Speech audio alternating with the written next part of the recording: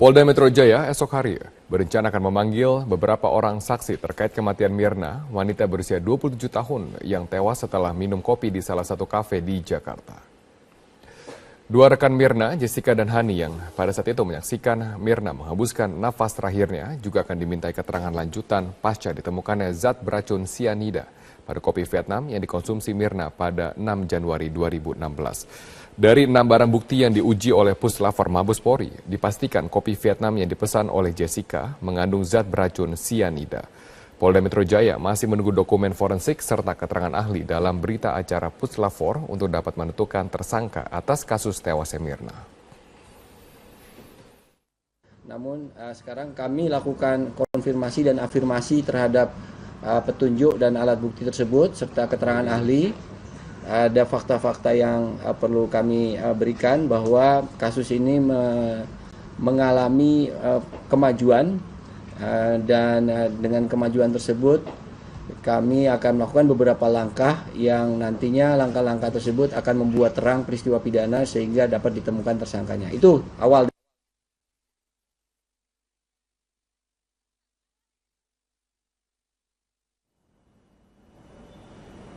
Di tengah bergulirnya penanganan kasus tewasnya Wayan Mirna Salihin, beredar rekaman suara pembicaraan antara ayah Mirna, Darmawan Salihin, pengelola kafe Olivier, dan pihak kepolisian.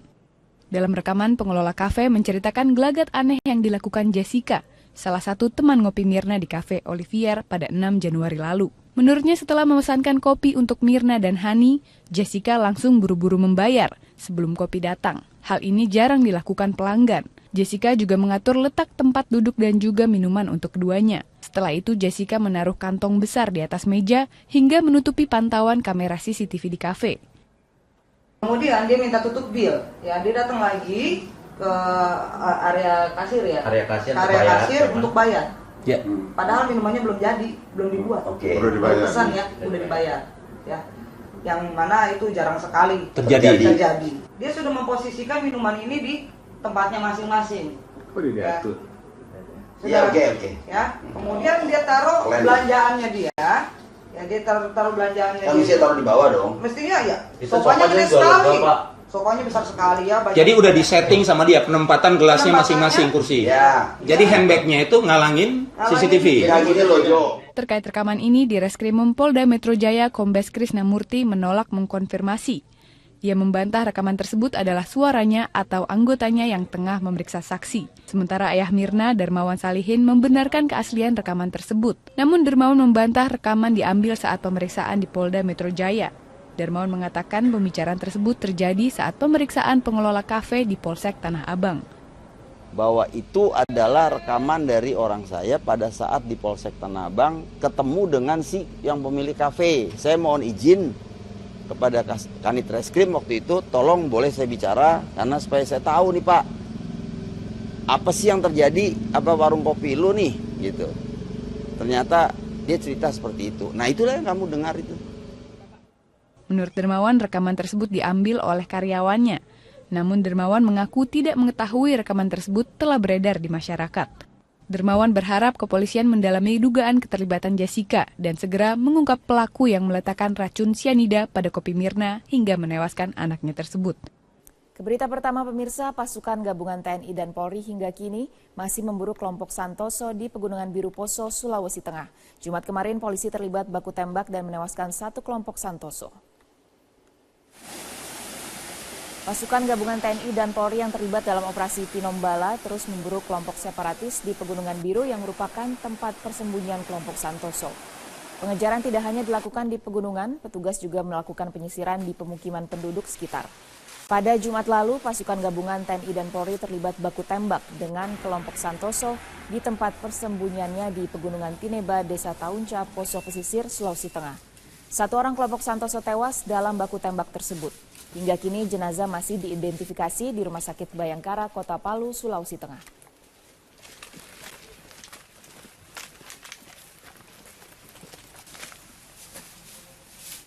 Hingga saat ini polisi masih belum dapat memastikan identitas pelaku teror yang tewas dalam operasi penyergapan kelompok teroris Santoso di Poso, Sulawesi Tengah pada Kamis lalu.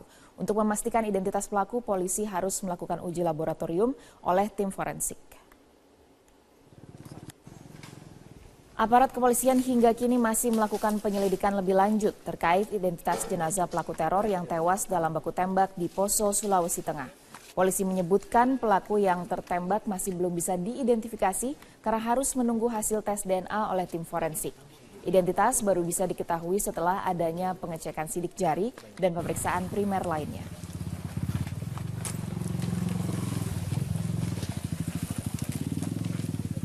Ada satu pelaku yang ditembak, tetapi sampai saat ini belum bisa dipastikan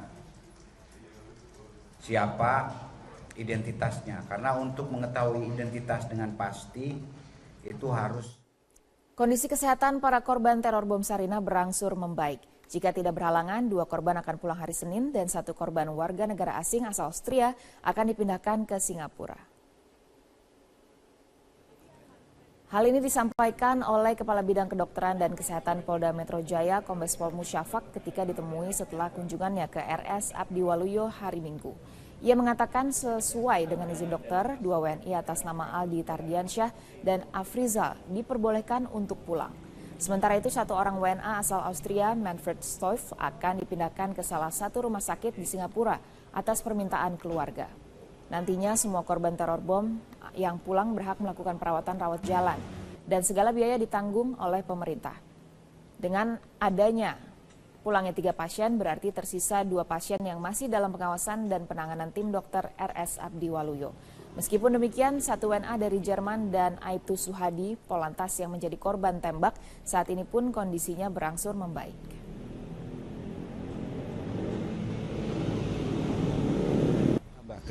Bahwa yang 1 warga negara asing ini pulang ke Singapura karena keluarganya ada di sana.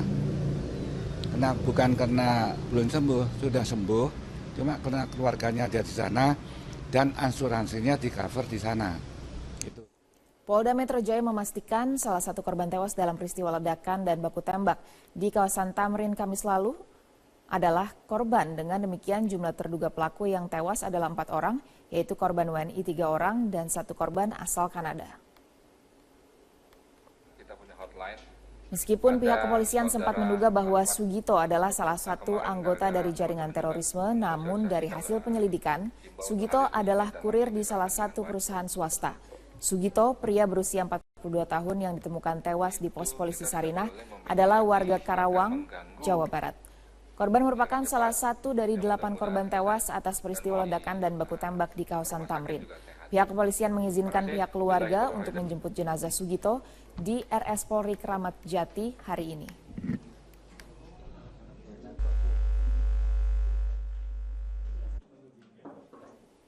Setelah Mabes Polri menetapkan Ahmad Muhazan sebagai salah satu terduga pelaku aksi bom Tamrin, warga desa Kedung Wungu, Kabupaten Indramayu, Jawa Barat menolak jenazah terduga teroris tersebut dimakamkan di desa mereka.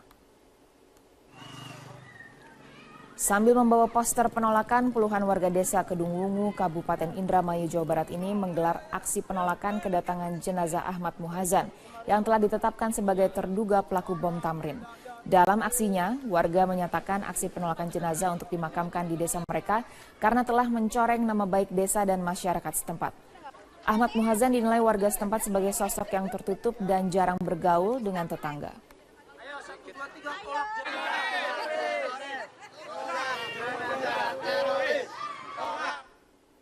Sejumlah tokoh lintas agama membacakan komitmen dan seruan melawan segala bentuk aksi radikalisme, terorisme, dan narkoba. Seruan ini dibacakan dalam apel kebinekaan lintas iman bela negara di lapangan Banteng, Jakarta Pusat. Pancasila dan NKRI harga mati. Terima kasih. Komitmen dan seruan kebinekaan dibacakan oleh sejumlah tokoh, diantaranya dari pengurus besar Nahdlatul Ulama, Konferensi Wali Gereja Indonesia, Persekutuan Gereja-Gereja Indonesia, Persatuan Umat Buddha Indonesia, Majelis Tinggi Agama Konghucu Indonesia, dan Parisada Hindu Dharma. Selain seruan untuk melawan segala bentuk radikalisme, terorisme, dan narkoba, sejumlah tokoh lintas agama ini menyerukan untuk menjaga Pancasila, Bhinneka Tunggal Ika, dan Undang-Undang Dasar 1945. Para tokoh lintas agama juga meminta kepada pemerintah untuk menginisiasi undang-undang untuk mencegah dan memberantas aksi radikalisme, terorisme, dan narkoba di Indonesia. Kembali ke tempat masing-masing, silakan. Acara.